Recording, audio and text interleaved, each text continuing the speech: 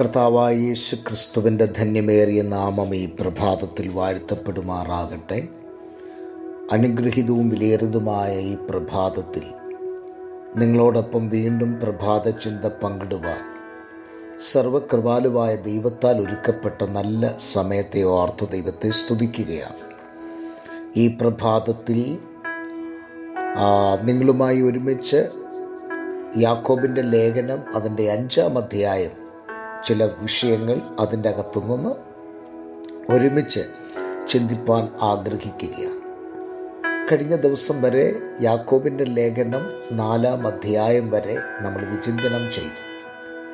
എന്നാൽ ഇന്നത്തെ പകലിൽ അതിൻ്റെ 5-ാമത്തെ അധ്യായത്തിലേക്ക് നാം പ്രവേശിക്കുകയാണ്. യാക്കോബിൻ്റെ ലേഖനത്തിൻ 5-ാം അധ്യായത്തിൻ്റെ പ്രധാനപ്പെട്ട കാര്യങ്ങൾ ഈ അധ്യായത്തിൽ 20 വാക്യങ്ങളാണ് പ്രധാനമായിട്ടുമുള്ളത്.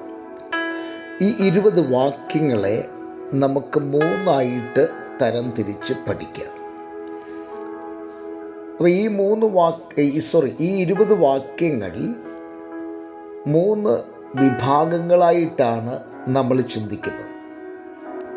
അതിൽ പ്രധാനമായിട്ടുള്ള 1-ാമത്തെ പാർട്ട് എന്ന് പറയുന്നത് ധനികർക്കുള്ള ഒരു താക്കീതാണ്.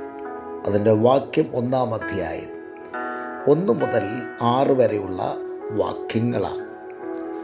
ആ വാക്യത്തിൽ നമുക്കറിയാം ധനികരുടെ മേൽ വരുന്ന കഷ്ടങ്ങൾ. അതുകൊണ്ട് അവർ കരഞ്ഞ് നിലവിളിപ്പീൻ എന്ന് പറയുന്ന ഒരു താക്കീതോടു കൂടിയാണ് അത് കാണുന്നത്.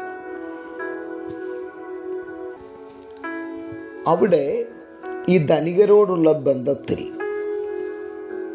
ഈ താക്കീത് കൊടുക്കുവാനുള്ള പ്രധാനപ്പെട്ട കാര്യങ്ങൾ 4 കുറ്റങ്ങൾ ധനികരോടുള്ള ബന്ധത്തിൽ യാക്കോബ് അപ്പോസ്തലൻ എടുത്ത് കാണിക്കുന്നുണ്ട്. ആ 4 കുറ്റങ്ങൾ എന്തൊക്കെയാണ്? 1-ാമത്തെ കുറ്റം അവരുടെ ധനം ചീഞ്ഞു പോയി എന്നുള്ളതാണ്. കാരണം അത് ഉപയോഗിക്കാതെ, അത് വേണ്ട നിലയിൽ അത് പ്രായോഗിക വശത്തേക്ക് കൊണ്ടുവരാതെ സമ്പാദ്യം അവർ സ്വന്തമായി സൂക്ഷിച്ച് അവർ മേൽക്കുമേൽ അടുക്കി വെച്ചതുകൊണ്ട് സംഭവിച്ചതെന്താണ്? ആ ധനം ചീഞ്ഞു പോകുകയാണ്. അപ്പോൾ ധനം ചീഞ്ഞു പോയതുകൊണ്ട് ധനം അതിൻ്റെ ക്രയവിക്രയം നടത്താൻ, അതിൻ്റെ ഉപയോഗങ്ങൾ നടത്താൻ യാക്കോബ് അപ്പോസ്തലൻ ധനികരെ ഉപദേശിക്കുകയാണ്. അപ്പം ധനം എന്ന് പറയുന്നത് നമ്മുടെ സ്വന്തം ആവശ്യങ്ങൾക്ക് വേണ്ടി മാത്രം സ്വരൂപിച്ചു വെക്കുവാൻ ഉള്ള ഒന്നല്ല. ധനം എന്ന് പറയുന്നത് മറ്റുള്ളവർക്കും കൂടെ പ്രയോജനപ്പെടത്തക്ക നിലയിൽ നാം അതിനെ കൈകാര്യം ചെയ്യണം എന്നാണ് യാക്കോബ് അപ്പോസ്തലൻ രേഖപ്പെടുത്തുന്നത്.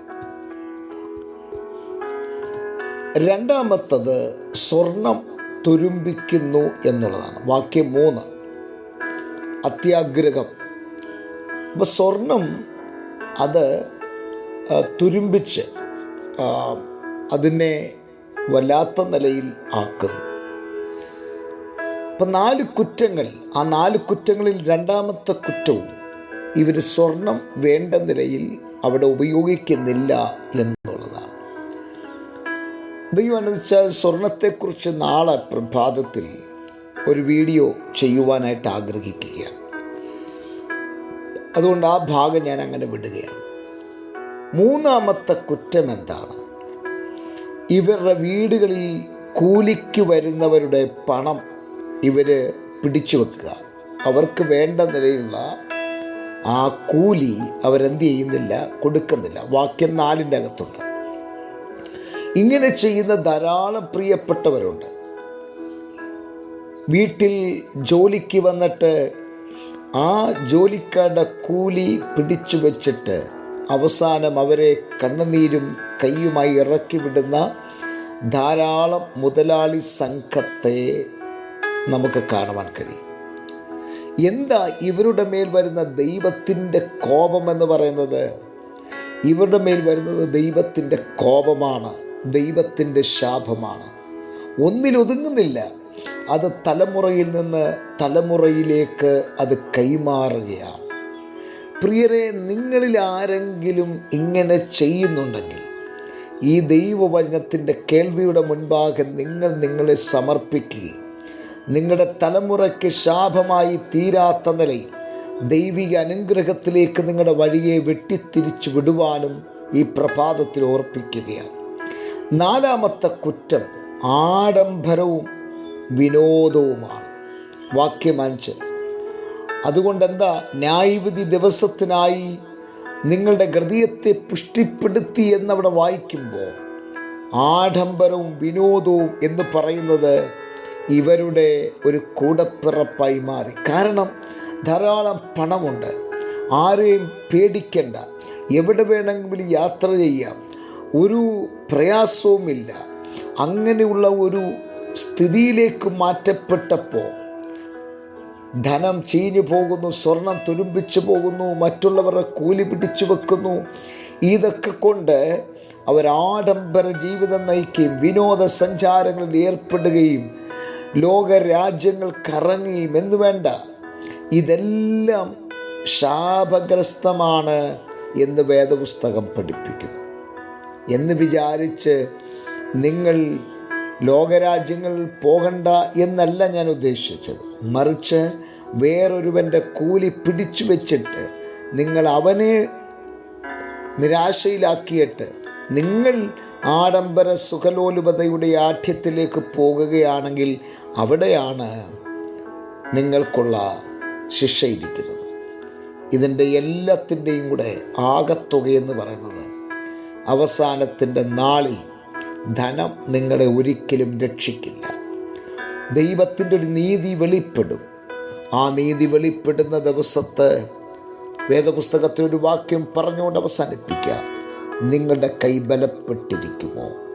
കണ്ണുകളെ അടയ്ക്കാം, പ്രാർത്ഥിക്കാം. നല്ല ദൈവമേ, സ്വർഗസ്ഥ പിതാവേ, ജനത്തെ അനുഗ്രഹിച്ച് പ്രാർത്ഥിക്കുന്നു. വലിയ അനുഗ്രഹമാക്കി തീർക്കണം. യേശു ക്രിസ്തുവിൻ നാമത്തിൽ തന്നെ ആമേൻ. എല്ലാവർക്കും നല്ലൊരു പ്രഭാതം നേരുന്നു. ക്രിസ്തുവിൽ നിങ്ങളുടെ പ്രിയ സഹോദരൻ പാസ്റ്റർ ജോസ് സാമുവേൽ.